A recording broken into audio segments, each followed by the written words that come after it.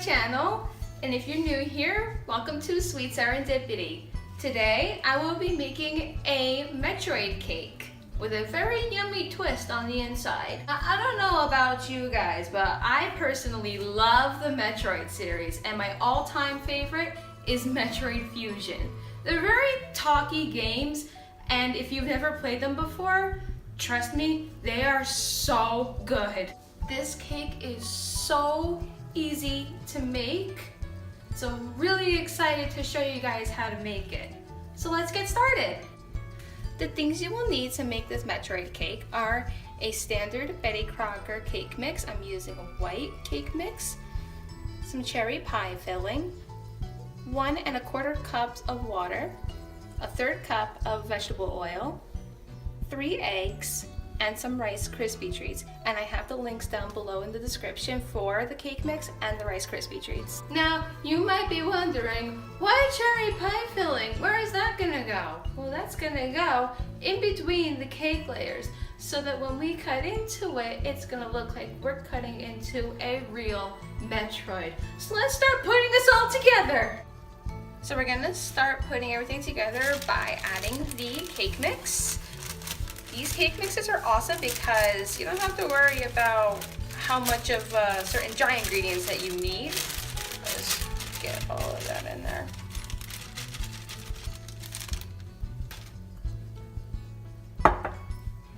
Next, you need your eggs.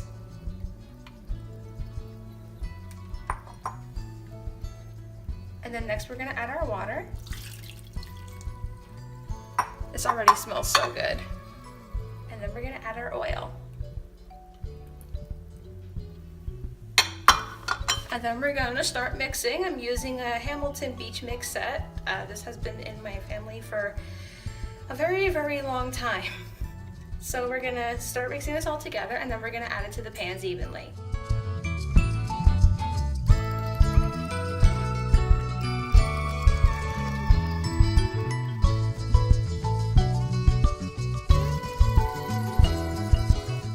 Guys, I can't get over how good this smells. It smells like buttercream frosting. It's so good. So right now what I'm gonna do is I'm gonna add the fully mixed batter to 2 lightly greased cake pans. These are 8 inches, so these only have to go into the oven for 30 minutes.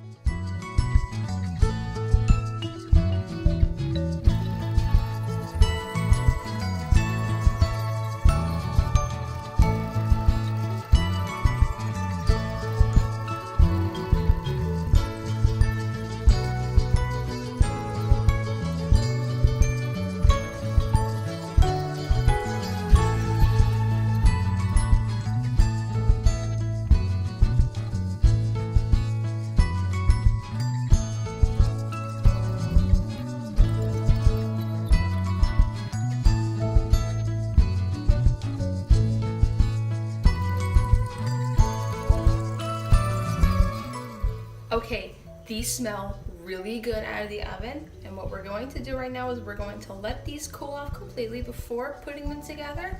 And right now we're gonna go work on another part of the cake. So right now I have both of the cakes cooling, and what I have right here are 6 Rice Krispie treats on a sheet of wax paper, and I'm going to roll them out. Now, to prevent any sticking to the rolling pin, I'm gonna place another piece of wax paper over the Rice Krispies.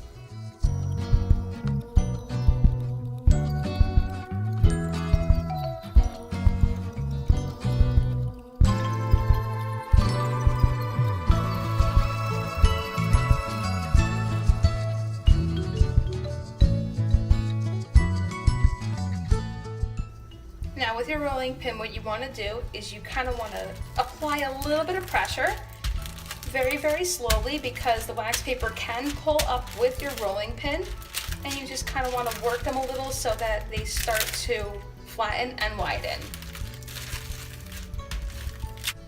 Now, if you don't have any wax paper at home, you can flatten the Rice Krispie treats just as easily by keeping them in the packaging and just pressing your rolling pin over them. And there you go.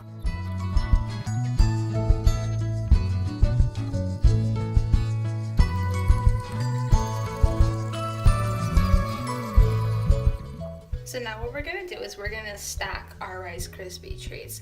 I already have a layer here. This used 6 flattened Rice Krispie treats, and I have buttercream frosting spread on top of it.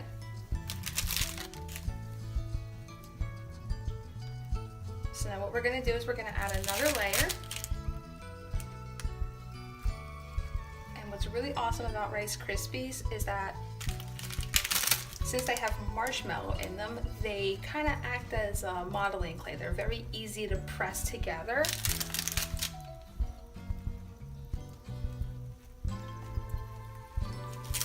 And don't worry if they look a little uneven from each other. We are going to cut these to look like fangs.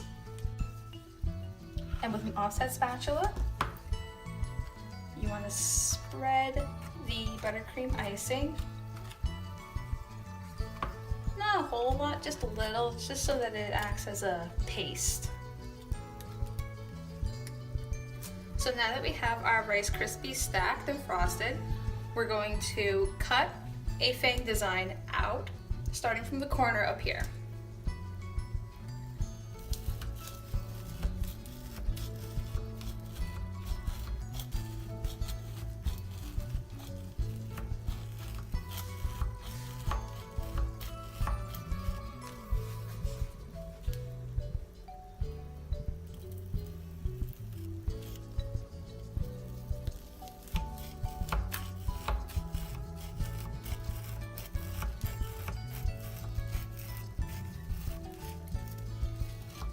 Now don't worry about making it perfect. We're going to fine tune this once we get it out.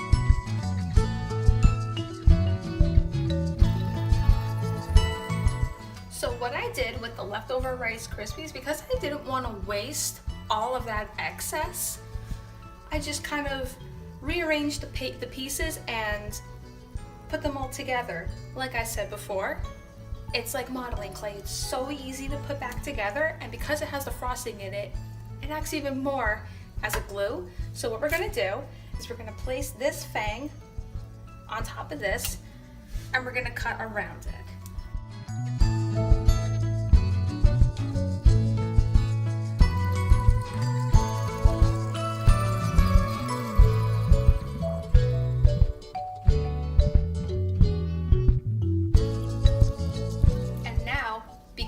Metroids have 4 fangs. They have 2 large ones and they have 2 smaller ones. So with the smaller corner pieces from your excess, you can just cut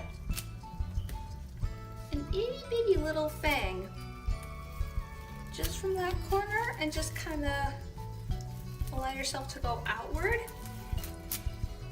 And because this is already kind of curved a little from making the larger fangs, you can kind of just trim a little bit off of the edges.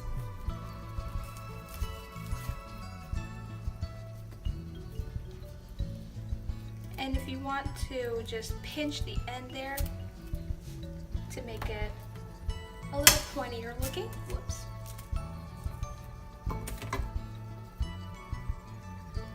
And there you have it. And if you want, just to kind of curve it a little so it looks a little more like it can do some serious damage. And now with another large piece of excess, you can kind of just put it on there if that's big enough. If it's not big enough, that's no problem. You can just take another piece of excess and mold it together.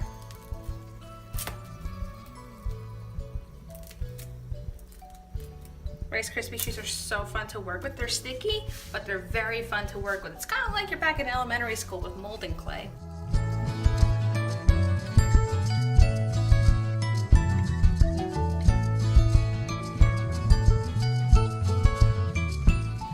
Now that we have have all 4 of the Metroid fangs cut out.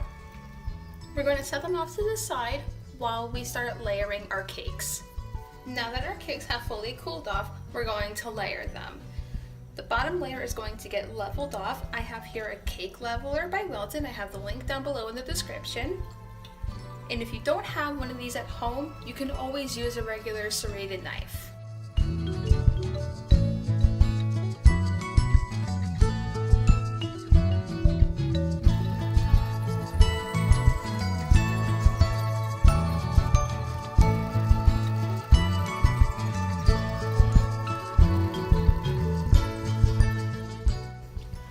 So now that we have our bottom layer leveled off, with my offset spatula, I'm going to spread our vanilla buttercream icing so that it acts as a glue.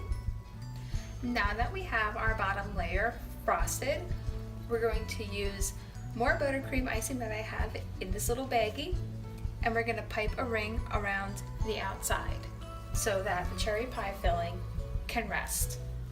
Now that we have our cherry pie filling, we're going to add our other layer. And we're just going to place it right on top and kind of press down a little.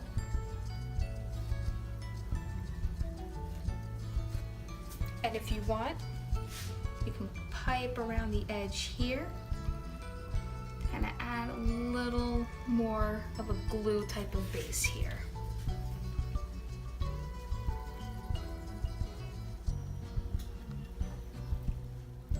So now that we have both of our layers together, we're actually going to cut little grooves on each side of the middle so that each fang can rest comfortably. So what I did here is I cut out a groove to place the fang in. And then what we're going to do actually is we're going to just pipe a little icing .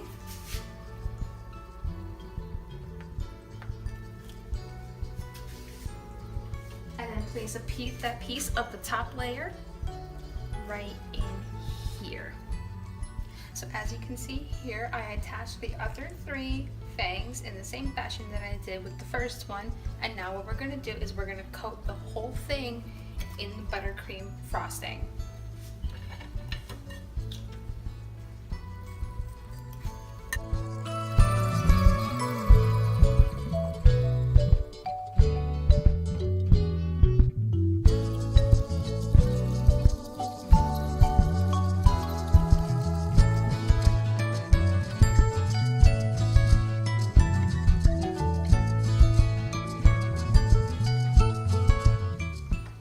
So now we have the whole cake covered in frosting.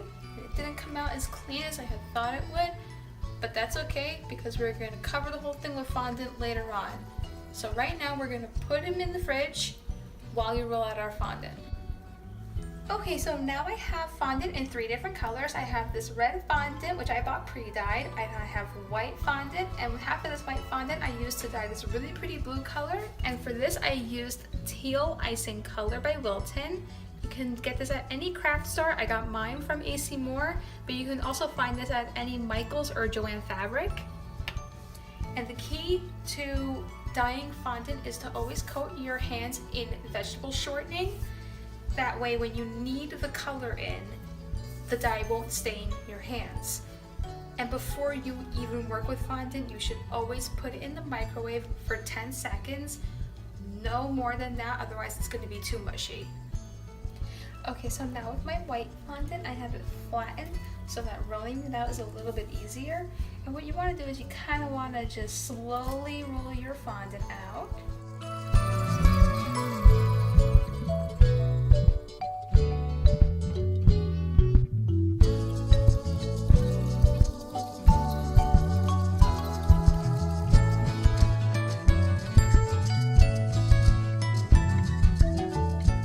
Okay, so now what we're going to do is we're going to coat the rest of the fangs with the white fondant.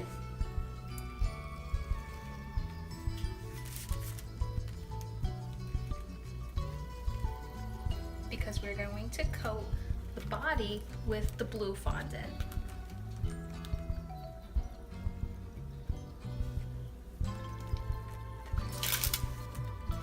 Now that we have all 4 of the fangs coated with fondant, we're now going to roll out our blue fondant to cover the whole rest of the cake.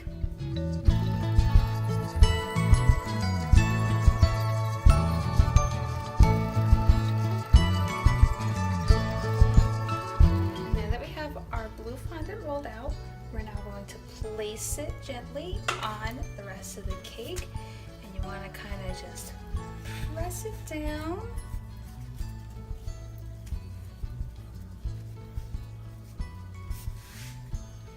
And you want to make sure all of the cake is covered.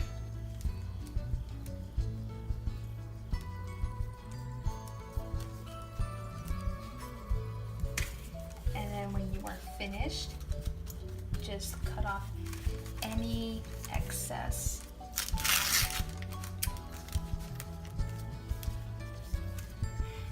So now to add details to the Metroid, I'm going to roll out this red fondant and cut it with this circle cutter. And it'll act as the brains of the Metroid. And I also have this yellow food coloring and this brown food coloring, and they're both mixed with water, and I'm going to paint those onto the fangs with a clean paintbrush. So now that I've added the brains, it's starting to look a little more like a Metroid, but we're not quite there yet. Right now, all that's left is to paint the details on the fangs, which I'm going to do with my yellow and brown food coloring.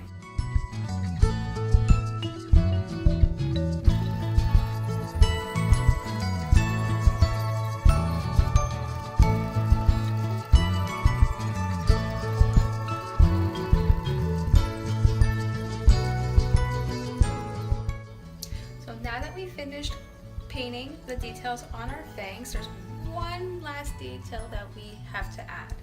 Now this is clear piping gel by Wilton. I'm going to coat the entire body with this to kind of give it a glossy look.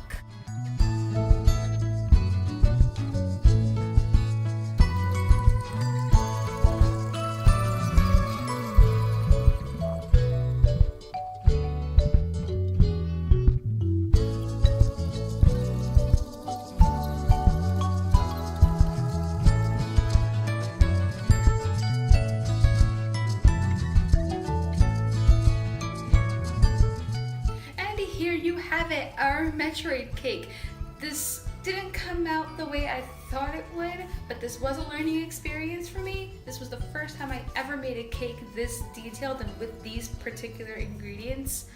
So if you guys make this cake, please show me on Facebook, Twitter, Tumblr, and Instagram, even if you make it better than I ever did. And please share any tips that you can with me. And I think if I were Samus, I would blow this cake into oblivion. And if you guys have any baking recommendations for me, please leave me a comment below and I will do my best to make them happen. And make sure you subscribe for more videos. Alright, bye!